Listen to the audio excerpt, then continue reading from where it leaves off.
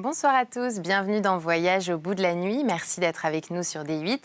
Nous nous retrouvons ce soir pour poursuivre la lecture du bal du comte d'Orgel de Raymond Radiguet. N'hésitez pas à réagir sur les réseaux sociaux, comme d'habitude avec le hashtag VBN.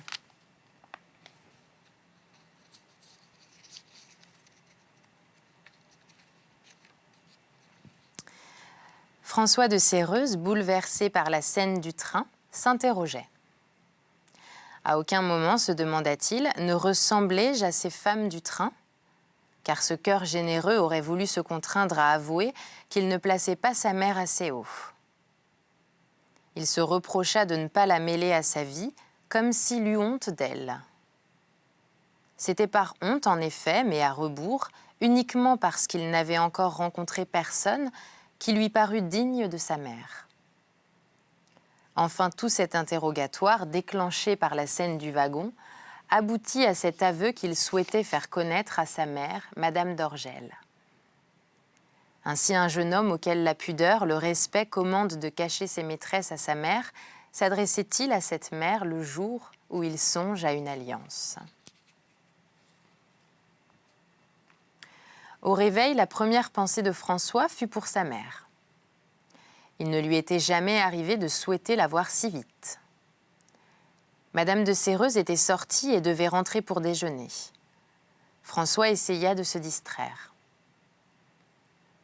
Il lut, écrivit, fuma, mais tous ces actes, il ne les accomplissait que pour se donner une contenance. Il attendait. Il ne faisait rien d'autre. Tout à coup, il sursauta. Qui donc venait de lui dire qu'il n'avait pas encore pensé à Madame d'Orgel, qu'il faisait semblant d'attendre sa mère? Deux questions aussi absurdes, aussi dépourvues de sens, ne pouvaient selon lui venir que du dehors. « Et pourquoi y penserais-je » se répondit-il aigrement. « Et pourquoi cette attente serait-elle une fausse attente ?» Il se promit même de ne téléphoner que le lendemain chez les Orgel. Il s'émerveilla d'agir si librement, sans penser que la normale, c'était qu'il eût à se prouver qu'il était libre. À force d'attendre, François avait oublié qu'il attendait, et encore plus qui il attendait. Car Madame de Séreuze vint elle-même lui dire de descendre, que le déjeuner était servi. François jeta sur sa mère un regard nouveau. Il n'avait jamais remarqué sa jeunesse. Madame de Séreuze avait 37 ans, son visage paraissait encore répondre à moins. Mais de même qu'on ne remarquait pas sa jeunesse, sa beauté ne frappait pas. Peut-être lui manquait-il d'être de son époque. Elle ressemblait aux femmes du XVIe siècle, qui fut le siècle par excellence de la beauté française et dont les portraits aujourd'hui nous attristent. Nous nous formons un idéal si différent de la beauté des femmes que nous ne nous retournerions peut-être pas, dans la boutique d'un joaillier, sur celle pour qui se consuma Nemours. Aujourd'hui, nous ne jugeons plus féminin que ce qui est fragile.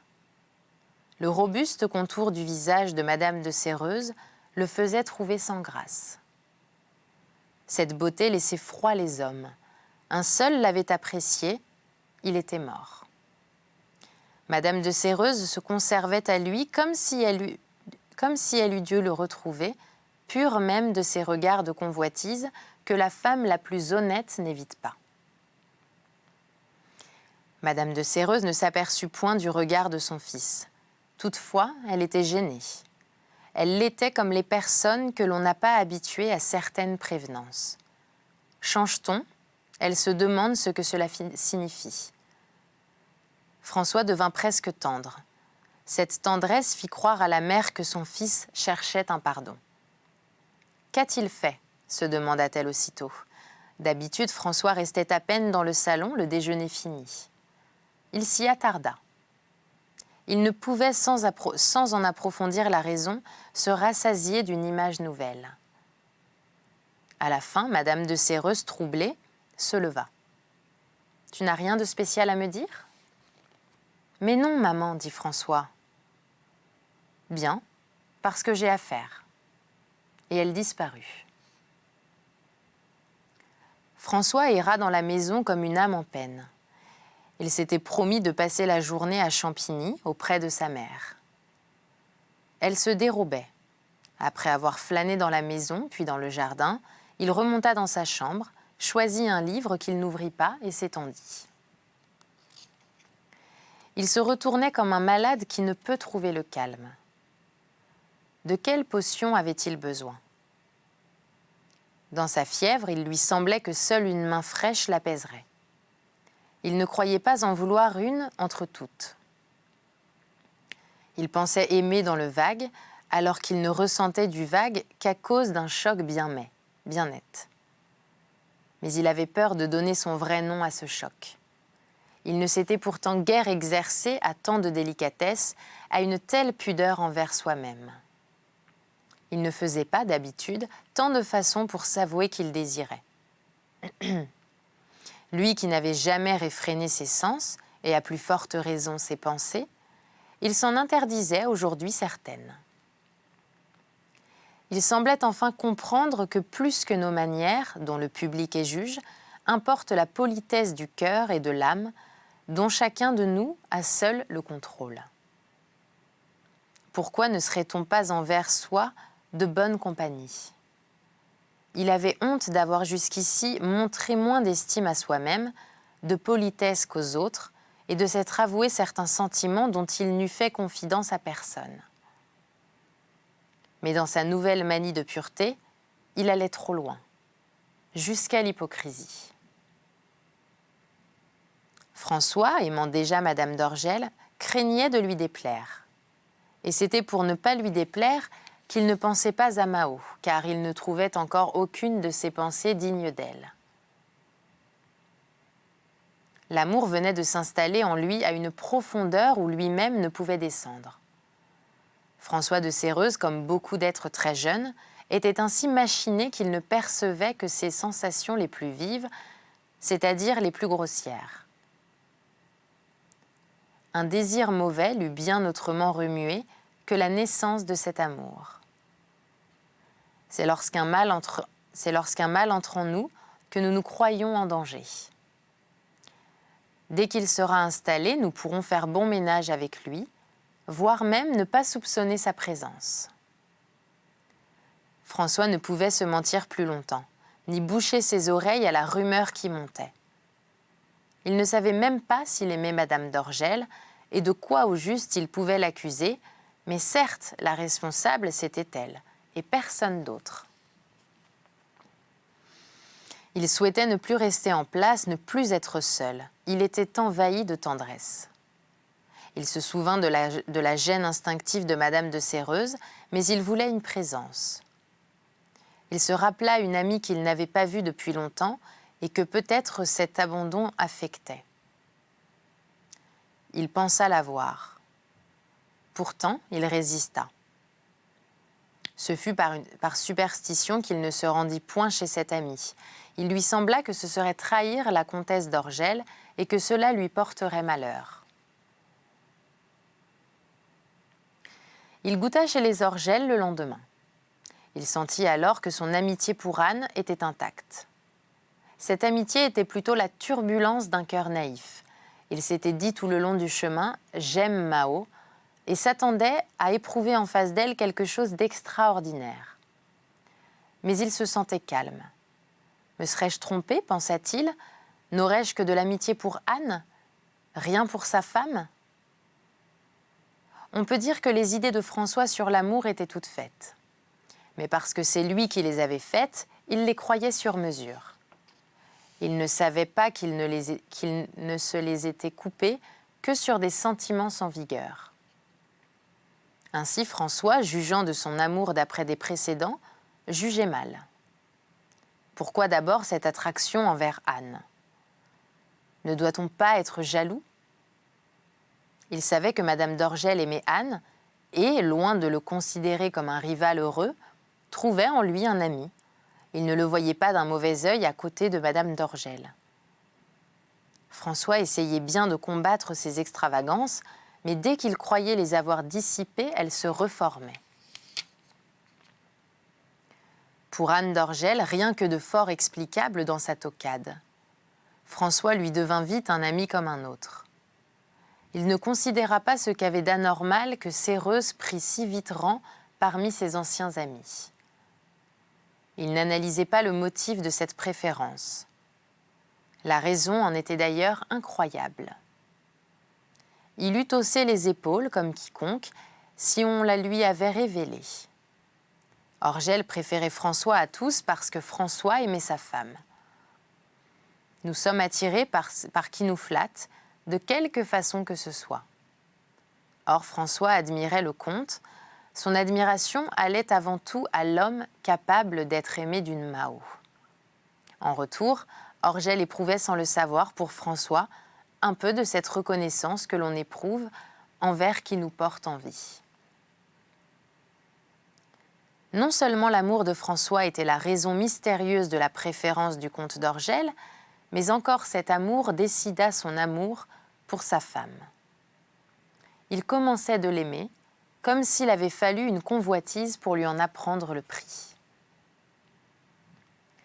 Madame d'Orgel voyait, elle, d'un assez bon œil cette amie d'Anne.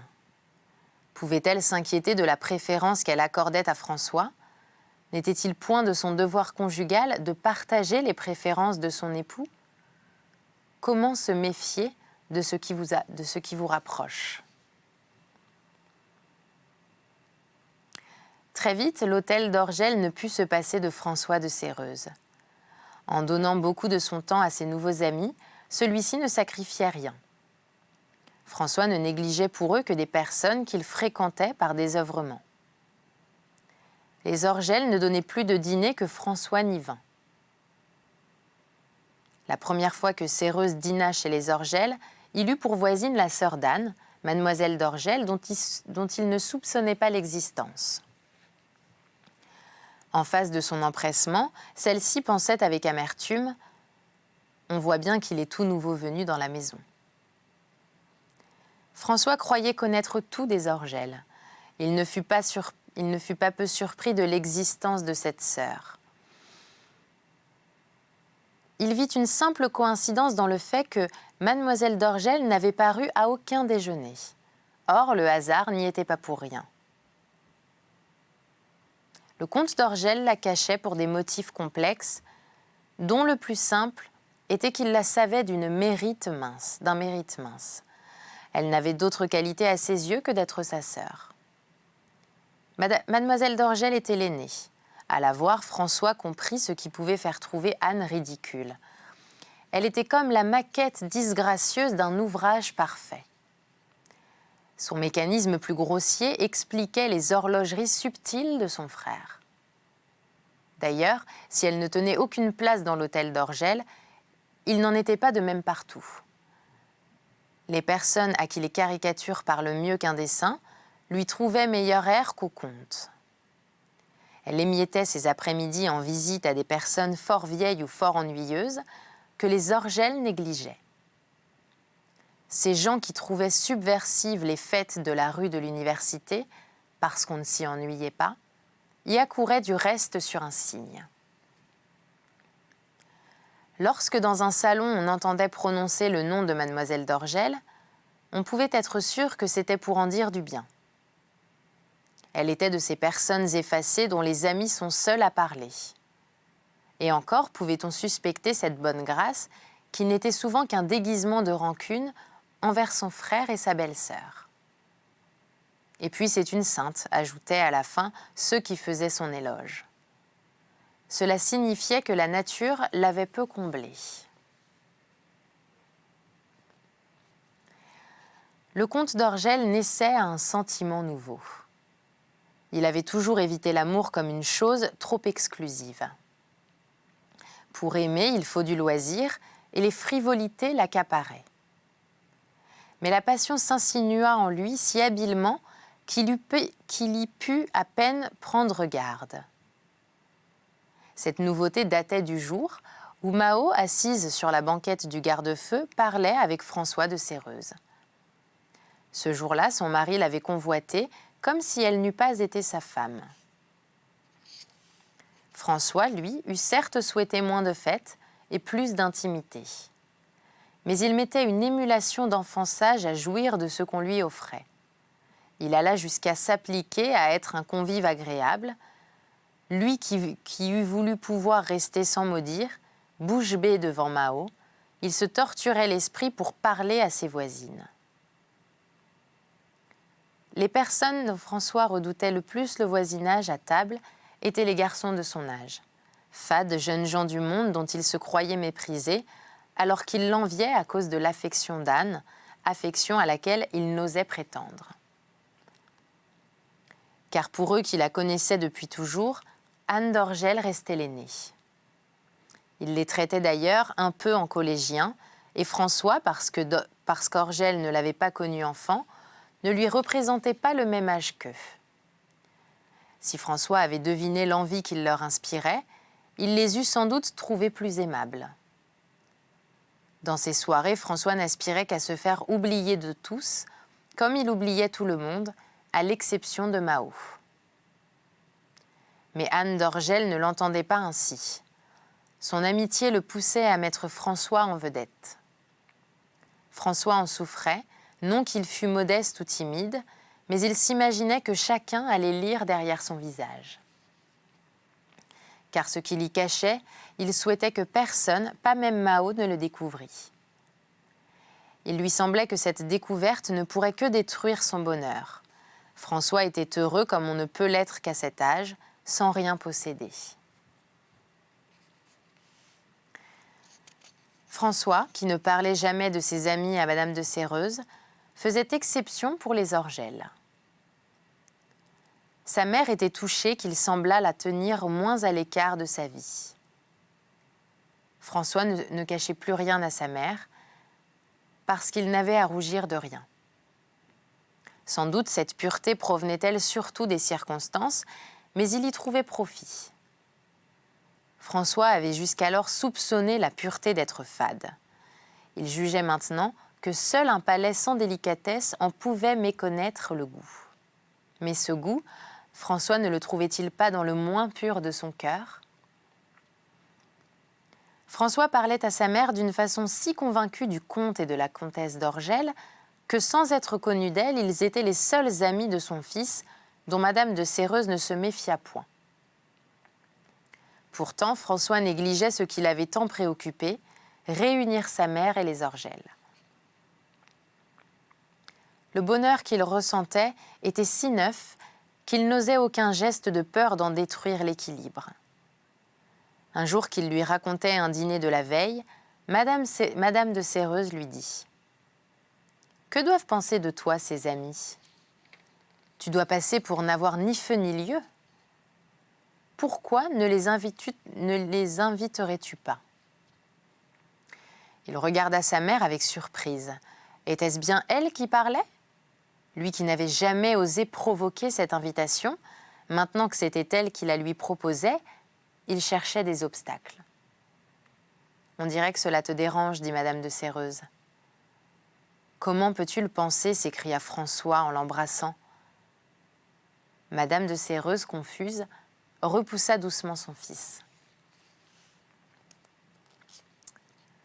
Madame d'Orgel montra un vrai plaisir quand elle sut que Madame de Séreuze désirait les connaître.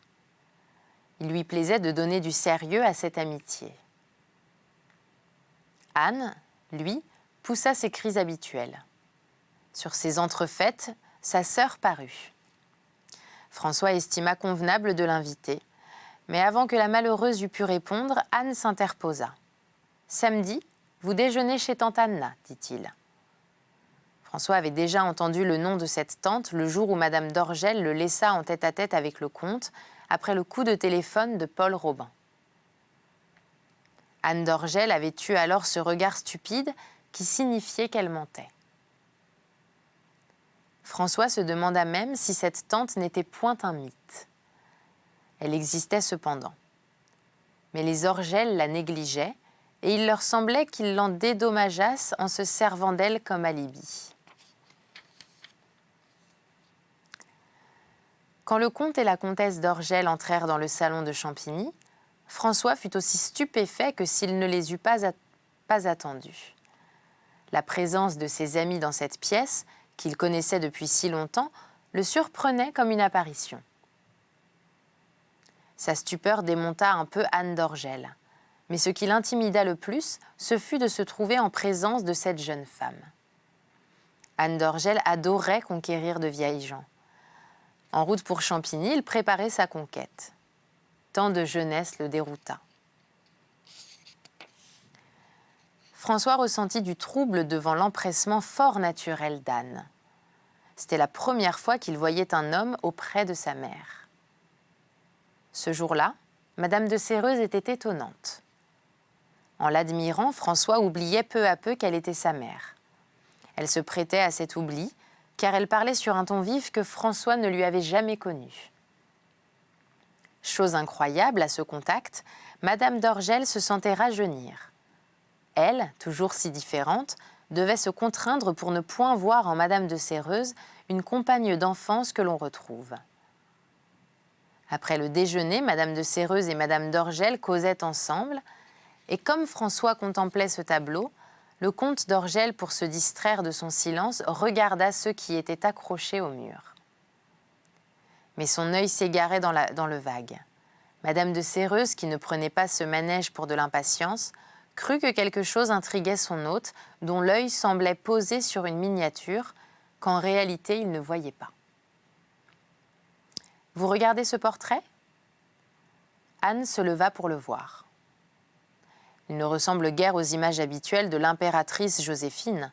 Pourtant, c'est elle, à 15 ans. Il fut exécuté par un Français de la Martinique et envoyé à Beauharnais pour lui faire connaître sa fiancée. Au mot de Martinique, Madame d'Orgel avait levé la tête comme un chien qui entend son nom. Elle se dirigea vers la miniature. Elle était, dit Madame de Séreuze, la tante à la mode de Bretagne de mon arrière-grand-mère, qui, jeune fille, était une Sanois comme la mère de Joséphine. Mais alors, s'écria Anne en se tournant vers François et Mao, « Vous êtes cousins ?» Il s'amusait comme un fou de sa découverte. Un silence de stupeur suivit cette affirmation. François ne savait pas grand-chose de la famille de Mao. Comme Mao ne répondait pas, Anne insista.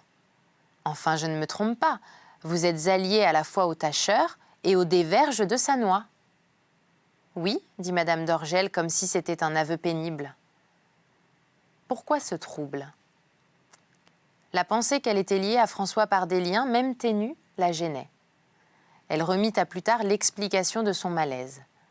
Elle ne pensa qu'à ce que son attitude avait de peu cordial envers Madame de Séreuze et François. François était lui-même si troublé qu'il ne remarqua pas l'accueil fait par Madame d'Orgel à ce cousinage. Anne d'Orgel n'était pas encore revenue de ce coup de théâtre. « Voici qui aurait fait plaisir à mon père, dit-il à François. Il me reprochait mes amis. Il répétait « De mon temps, on n'avait pas d'amis, on n'avait que des parents. » Ce n'est qu'aujourd'hui qu'il vous eût agréé, ajouta-t-il en riant. Anne se croyait affranchie de l'esprit de famille et pensait citer ce mot de M. d'Orgel sous forme de plaisanterie. Mais la joie qu'il avait de sa découverte prouvait assez qu'il était bien le fils du feu, comte d'Orgel. « Comme vous allez vite, dit Madame de Séreuze. Êtes-vous sûre que ce n'est pas un peu usurpé comme titre ? Que de nous proclamer cousins de Madame d'Orgel parce que nos ancêtres le furent ?» Le bon sens de Madame de Séreuze plut à Mao. Elle avait raison. De la part d'Anne, quel excès! Mais ensuite, dans son enthousiasme et son étourderie habituelle, il prononça une phrase qui vint à la rescousse. « D'ailleurs, vous êtes parente avec toute la Martinique. » Madame de Séreuze n'avait aucune habitude d'Anne, de ses images, de ses folies. Si toute la Martinique signifiait aux yeux d'Anne les 3 ou 4 familles avec lesquelles les grimoires avaient pu contracter des alliances, ces mots, pour Madame de Séreuze, embrassaient toute l'île. Elle trouva le comte bien cavalier et crut qu'il voyait peut-être en elle une descendante des nègres. Pour la première fois, elle eut l'orgueil de sa race. Elle dit à Mao « Monsieur d'Orgel a raison, l'alliance de votre famille avec les Sanois n'a rien d'imprévu. C'était un des 2 ou 3 partis possibles. Mao, sa cousine? François se demandait s'il devait s'en réjouir ou s'en attrister. Il pensait à ses cousines germaines, si fades, avec lesquelles il avait passé son enfance et qui l'avaient tant ennuyé. Il se disait avec mélancolie que Mao aurait pu tenir leur place, qu'il aurait pu être élevé avec elles. Car il ne doutait pas une minute de la force de ces liens, ce qui pouvait paraître comique chez Séreuze, mais combien plus fou chez le comte d'Orgel. Comment celui-ci, qui cousinait avec tout le faubourg et n'y attachait d'importance qu'en bloc, donnait-il tout à coup une si haute signification à ce faible lien? C'est que pour lui, François avait toujours un peu échappé à l'ordre. Il n'était pas complètement dans la ronde. Cette amusette, aux yeux du comte, l'y faisait entrer. 4 coups sonnèrent à la pendule. Anne d'Orgel demanda si François allait à Paris. François, qui n'y avait rien à faire, à la perspective d'un voyage en auto auprès de Madame d'Orgel, inventa un rendez-vous. « Je crois que mon fils voudrait vous montrer les bords de la Marne, dit Madame de Séreuze. Aussi faudra-t-il revenir bientôt. » Les Orgel lui firent promettre de venir d'abord déjeuner chez eux. François regarda sa mère avec reconnaissance. « Rentreras-tu dîner » demanda-t-elle.